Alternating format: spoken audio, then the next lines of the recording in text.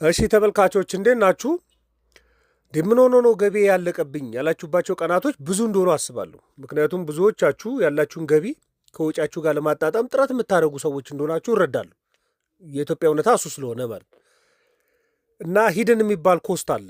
የተደበቁ ወጪዎች ገቢያችሁን እየሸረሸሩባችሁ ያሉ ማለት ነው። ደሞዝተኛ ከሆናችሁ ደሞዛችሁም ወር ሙሉ ላይ በቃ ይችላል። የራሳችሁ ቢዝነስም ያላችሁ ሰዎች የገንዘብ ነፃነት ላይኖራችሁ ይችላል። እና በወር ብናሰላው ወሩ ሳያል ገንዘባችሁ አልቋል። የሆነ ትልቅ ነገር አልገዛችሁም፣ የምታስታውሱት ነገር አልገዛችሁም፣ ነገር ግን ብራችሁ አልቋል። እና ችግሩ የገቢያችሁ መጠን ላይ ብቻ አይደለም ያለው፣ የተደበቁ ወጪዎች አሉ፣ ሂድን የሚባሉ ኮስቶች፣ እነሱ ናቸው የሚንዱት። እና ዛሬ ለእናንተ ምክር እንዲሆን 3 የተደበቁ ግን ሰዎች ልብ የማትሏቸው ወጪዎችን ነግራችኋለሁ። ከቻላችሁ ታስተካክሉታላችሁ። ዓላማው እናንተ የገቢ ነፃነት እንዲኖራችሁ፣ የገንዘብ ነፃነት እንዲኖራችሁ የማድረግ ነው። 3 ናቸው። የመጀመሪያው በየቀኑ ያሉ ትንንሽ ወጪዎች ስሞል ስፔንዲንግ የሚባሉት እነሱን ልብ ያለ ማለት ነው።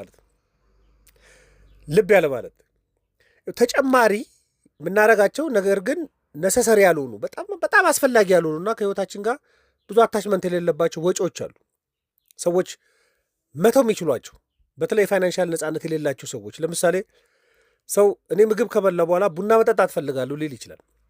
ቡና ደስ የሚል የሚያጫውት ነገር ሊሆን ይችላል። ግን ገቢያቸው ትንሽ ለሆኑ ሰዎች ቡና ነሰሰሪ ካልሆነ መተው የሚችል ጉዳይ ነው። ለምሳሌ ለቡና 30 ብር ሊያወጣ ይችላል።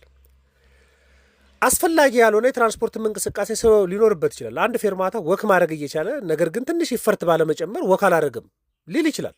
ለሴ 15 ብር ቢሆን ብላችሁ አስቡ። አይኔ ምግብ ስበላ ለስላሳ መጠጣት ፈልጋለሁ ሊል ይችላል። አሁን በሚመከረው ሁኔታ ለስላሳ ለጤና የሚጠቅም ነገር አይደለም፣ ከስኳር መጠጣት ስለሆነ ማለት ለ35 ብር ኮስት ሊያደርግ ይችላል። ለለስላሳ ልብ ሳይል ነው። አይ ምናልባት በቃ ምግብ ከበላ በኋላ ዳይጀስት እንዲሆንልኝ ያዝናናኛል ብሎ ማስቲካ ሊያኘክ ይችላል። እንደኔ የሚወድ ሰው ሊሆን ይችላል። ማስቲካ 10 ብር ኮስት ሊያደርግ ይችላል። ነሰሰሪ ላልሆነ ነገር ግን ቲክቶክ ላይበት የሆነ ነገር ላይበት ብሎ ደግሞ 10 ብር ካርድ ሊሞላ ይችላል ብላችሁ አስቡ። እነዚህም ብዙዎቻችሁ ታደርጋላችሁ። ይሄ ማለት በቀን ሳታስቡት 100 ብር ሂድን በሆነው መልኩ ኮስት ታደርጋላችሁ። ስለዚህ በየቀኑ 100 ብር የሚያወጣ ሰው በወር 3 ብር በጣም ነሰሰሪ የተባለ አይደለም በህይወቱ ላይ የሚያወጣው ወጪ። ሌሎች ብዙ ነገር መጥቀስ ትችላላችሁ። የፋይናንሻል ነፃነት ለሌላችሁ ሰዎች ትንሽ መሆኑ ይቀራል ማለት ነው። 3 ብር ሲሆን ትንሽ መሆኑ ይቀራል። በቀን 100 ብር ሲሆን ትንሽ ሊመስል ይችላል። ለካርድ 10 ብር ሲሆን ትንሽ ይመስላል። ለማስቲክ 10 ብር ሲሆን ትንሽ ይመስላል። አንድ ለስላሳ መጠጣት ሲባል 35 ብር ትንሽ ይመስላል። አይ ቡና በቃ መጠጣት አለብኝ ስንል 30 ብር ትንሽ ይመስላል። አንድ ፌርማታ በ15 ብር ቤንም ችግር የለም ስንል ትንሽ ይመስላል። በወር 3 ብር ሲሆን ግን ትንሽ አይደለም። ለምን? ለምሳሌ 10 ብር ደሞዝተኛ የሆነ ሰው በወር 3 ብሩን ሂድን በሆነ በየቀኑ ትንንሽ በምትባል ወጪ ነሰሰሪ ባልሆነ ወጪ ካወጣ 30% ገቢውን ልብ በማይለው ጉዳይ ላይ አውጥቷል ማለት ነው። ፈትሹ በደንብ።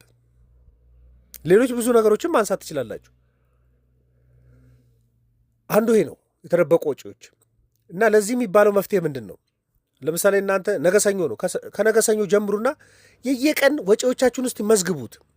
በቃ ስልካችሁ ላይ ቢሆን ጻፉት፣ በወረቀትም ከሆነ መዝግቡት። በየቀኑ ያላችሁን ወጪ እና አላስፈላጊ የሚባሉትን ለዩ። በቃ ቡና ባለመጠጣት ምንም አትሆኑ ከሆነ በቃ ቡና አጠጡ ማለት ነው። አንደኛ በቃ ኮስት ማኔጅ ታደርጋላችሁ። አይ በቃ እኔ ቲክቶክ ሌላ ነገር ለመጎርጎር ስልክ እፈልጋለሁ ምናምን ያላችሁት በጣም ነሰሰሪ ካልሆነ ሊቀር ይችላል። ከምግብ ጋር ለስላሳ በጣም ጥሩ ስሜት አለ የምትሉ ከሆነ አላስፈላጊ ነው ብላችሁ ካመናችሁበት ትተውታላችሁ። ምክንያቱም ገንዘቡ ትንሽ የሆነ ሰው በጣም አስፈላጊ የሆኑበት ላይ ብቻ ነው ትኩረት ማድረግ ያለበት እና ስለዚህ አላስፈላጊ የሆኑትን ለዩ። ከዛ ኔክስት ዊክ እነዚያን ቀንሷቸው። አላስፈላጊ የሆኑትን እየተታገለም ቢሆን ልተዉ ትችላላችሁ። ለምሳሌ በቀን 3 ቡና የሚጠጣ ሰው ወደ 2 ቡና ዝቅ ሊል ይችላል። ጠዋትም ከቁርስ በኋላ ከምሳ በኋላ ከራት በኋላ ብሎ የሚጠጣ ሰው ከነበረ ሁለቱን ጠጥቶ አንዱ ሊተው ይችላል፣ በሂደት ከሆነም ማለት ነው።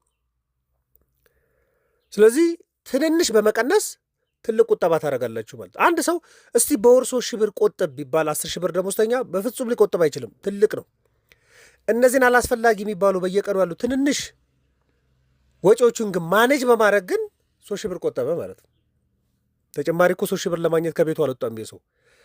ነሰሰሪ የሚባሉት ላይ ብቻ ትኩረት ቢያደርግ ሊቀንሳችሁ ይችላል። አንድ በዓለም ላይ የሚመከረውን ነው የምነግራችሁ። ምክንያቱም ኢኮኖሚክስ ወይ ደግሞ ኢኮኖሚ የሚባለው ማግኘት ገቢ ማግኘት ብቻ ማለት ሳይሆን ያገኛችሁትንም ገቢ እጃችሁ ላይ ማቆየት የሚባል ስትራቴጂ አለው። እሱም መርሳት የለባችሁም። ዘፈርስ ሂድ የሚባለው ኮስ በየቀኑ ያሉ ትንሽ ወጪ ነው። ሁለተኛው የቁሳቁስና የአገልግሎት ዋጋዎችን አለማወቅ፣ ይሄ ፕራይስ ኢግኖራንስ ይባላል። እንደዚህ ጉዳይ ደግሞ ሁላችንም ላይ የሚታይ ነገር ነው።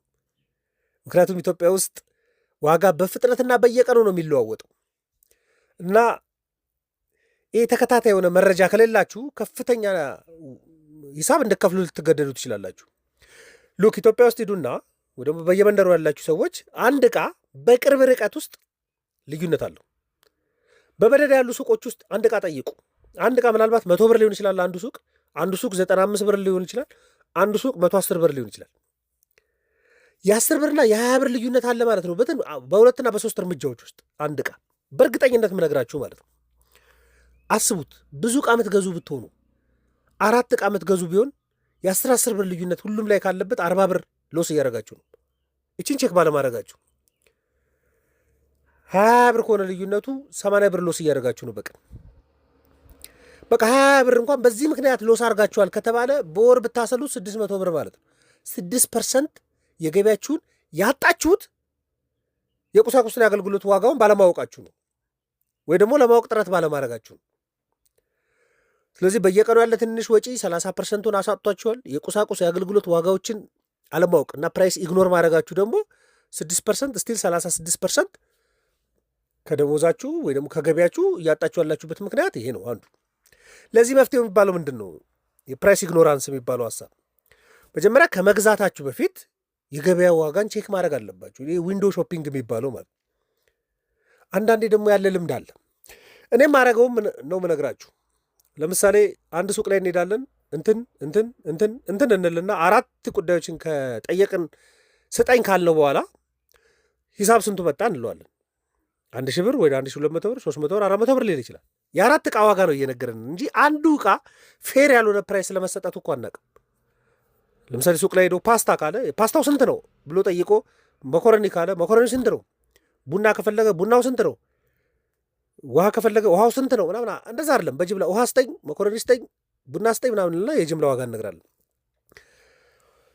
እሱ ፌር ያልሆኑ ፕራይሶችን እንድንከፍል ሊያስገድደን ይችላል። ስለዚህ ከመግዛት በፊት ገበያን ዋጋን ቼክ ማድረግ በጣም ያስፈልጋል።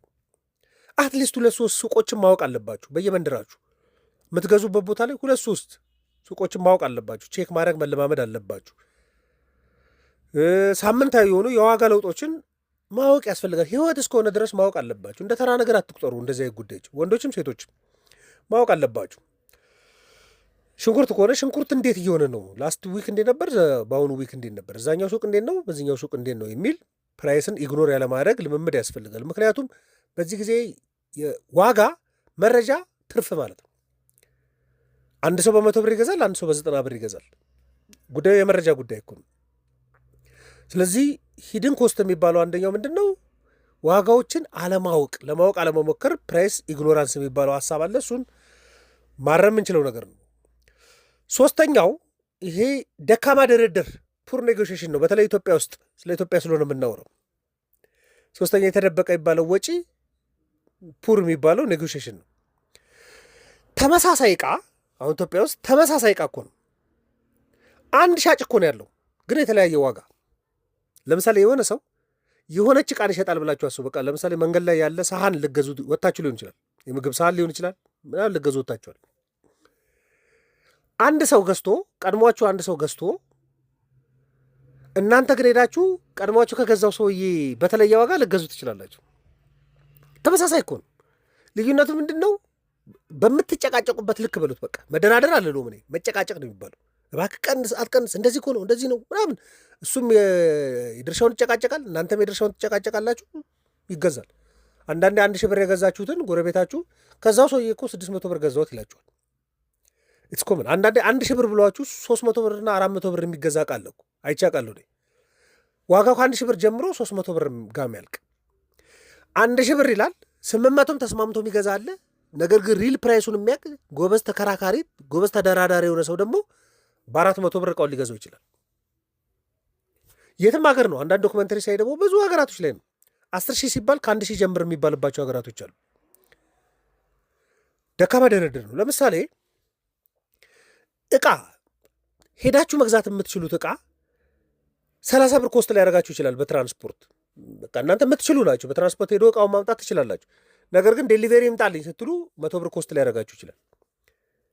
ሄዶ መግዛትና ዴሊቨሪ ይምጣልኝ በማለት መካከል ያለው ኦፖርቹኒቲ ኮስት ደካማ ከሆነ ለምንድን ነው 60 ብርና 70 ብር ኮስት የምታደርጉት? አንዳንዴ ደግሞ ከተጠቀማችሁ በኋላ ዋጋ መጠየቅ የሚባል አለ። አንዳንድ ሰው ጸጉሩን ከተቆረጠ በኋላ ነው ዋጋ የሚጠይቀው። ጸጉሩን ተቆርጦ ጨርሶ ስንት ነው ሲባል ዋጋ ይሰማላ። ኮስቱ በጣም ውድ ነው ብሎ ይወጣል። ልትቆረስ ገባ ነው ዋጋ ስንት ነው ልትል ይገባ። በቃ ልምምድ እኮ በጣም አስፈላጊ ነው። ከለጠፉ ኤክሰለንት፣ ካልለጠፉ ደግሞ ዋጋ ልጠይቅ ትችላለህ። ለምን ጫማን ካስጠረክ በኋላ ዋጋ ትጠይቃለህ። ለምን ውሃውን ከፍተህ መጠጣት ከጀመርክ በኋላ ዋጋ ትጠይቃለህ። ለምን ምግብ ካዘዝክ በኋላ ዋጋ ሲመጣልህ ትከፍላለህ። ቀድሞ መጠየቅ መለማመድ በደንብ ያስፈልጋል። ይሄ እኮ የኔጎሽዬሽን ስልት ነው። መጽሐፎች እኮ አሉ ብዙ የመደራደር የሚባል ስልቶች ማለት እንዴት መደራደር አለብህ ከከስተመር ጋር ስትገዛ እንዴት መደራደር አለብህ የሚባል እኮ መጽሐፍ እኮ ነው። እስኪል እኮ ነው። በተለይ ኢትዮጵያ ውስጥ ደግሞ ያለ ሙግት ምን ግብይት አለ። በጣም ብልጥ ስልት ማድረግ አለባቸው። ለምሳሌ 2 እኮ ብገዛስ ብሎ መደራደር ይቻላል እኮ። ለምሳሌ 1,000 ብር የተባሉ 2 ዕቃዎችን 1,000 ብር የተባለን አንድ ዕቃ የምትፈልጉት ከሆነና ለቀጣይ የምትፈልጉ ከሆነ 2 እገዛለሁ 800 ብር አድርግልኝ። ሰው ሊደራደር ይችላል። ሳይኮሎጂካሊ ሻጩን ኮንቪንስ ልታደርጉት ትችላላችሁ። ስለዚህ ለዚህ የሚቀመጠው መፍትሄ ምንድን ነው? ለራሳችሁ ጥሩ ዋጋ ነው ይሄ ዋጋ የሚለውን ቼክ ማድረግ አለባችሁ። ከላይ ባሉት ስልቶችም ቼክ ማድረግ አለባችሁ። የድርድር ስልትም መማር አለባችሁ። የድርድር ለማለት ያስቸግረ የጭቅጭቅ እኔ ብዙም አልወድም፣ ግን ብዙም ድርድር ፊክስድ ዋጋ መርጣለሁ እኔ በግሌ። ምክንያቱም በድርድር የሚሸጥ በሙሉ ፍትሐዊ እንደሆነ አይሰማኝም። 1,000 ብር ብሎኝ 500 ብር ቢሸጥልኝ አትሊስት እኮ 200 ብር 1,000 ብር ብሎኝ 500 ቢሸጥ አትሊስት እኮ 250 ብር የሚሸጠው ይሆናል እላለሁ በጭንቅላት። 1,000 ብር ብሎ ቢለጥፍ ግን በቃ ፌርና ራሽናል ፕራይስ ለጥፈዋል ብዬ ገምታለሁ። ለእኔ አስተሳሰቤን ነው የምነግራቸው። አንዳንዶች ደግሞ በድርድር ላይ ስማርት ናቸው። ኢቭን ፊክስድ ዋጋ እንኳን ተቀምጦ ይደራድሩ አሉ። ፊክስድ እኮ ተለጥፎ 1,000 ብር ተብሎ ተለጥፎ ፊክስድ ነው ፕራይሳችን ተብሎ 800 ልውሰደው የመሸጫ ዋጋ ስንት ነው ምናምን የሚሉ ሰዎች አሉ። ድርድር ላይ ስማርት የሆኑ ሰዎች አሉ። ስለዚህ ስኪል ነው ማለት ነው፣ ሳይንስ እኮ ነው። ይህንም መለማመድ በደንብ ያስፈልጋል። በዚህ ምክንያት ደካማ ድርድር ስላለ በየቀኑ እንኳን 10 ብር ብታጡ ብላችሁ ብታስቡት በወር 300 ብር አጣችሁ። በፑር ኔጎሽዬሽን ምክንያት 3% ማለት ነው 10,000 ብር ደሞዝተኛ ያለውን ሰው። በሶስቱ ምክንያት ሂድን ኮስቶች ባልኳችሁ በየቀኑ ያለ ትንንሽ ወጪዎችን ባለመረዳት ማኔጅ ባለማድረግ 30% ሎስ ብታደረጉ፣ የአገልግሎት ዋጋዎችን ቀድማችሁ ባለማወቅ 6% ሎስ ብታደረጉ፣ በጣም ትንሽ ኤግዛምፕል ነግራችሁ ደካማ ድርድር አቅም ስላላችሁ 3% ብታጡ 39% የገቢያችሁ የምታጡት ሂድን በሆኑ ኮስቶች ነው። ይሄንን ያስተካከለ ሰው 39%ን ሴቭ ማድረግ ይችላል፣ ማኔጅ ማድረግ ይችላል። የ10,000 ብር ደሞዝተኛ 3,900 ብር ደሞዙን የሚሆነውን ገንዘብ ሂድን ኮስቶችን ብቻ ማኔጅ በማድረግ ማትረፍ ይችላል ማለት ነው። 3,900 ብር ተጨማሪ ስራ ቢባል ለሰውየው በጣም ጣር ነው፣ መከራ ነው፣ አስቸጋሪ ነው። ኮስቶቹን ማኔጅ ቢያደርግ ግን 3,900 ብር እጁ ላይ ይኖረዋል ማለት። ሌሎች ብዙ ከዚህ ቀደም የምንናገራቸው ጉዳዮች አሉ።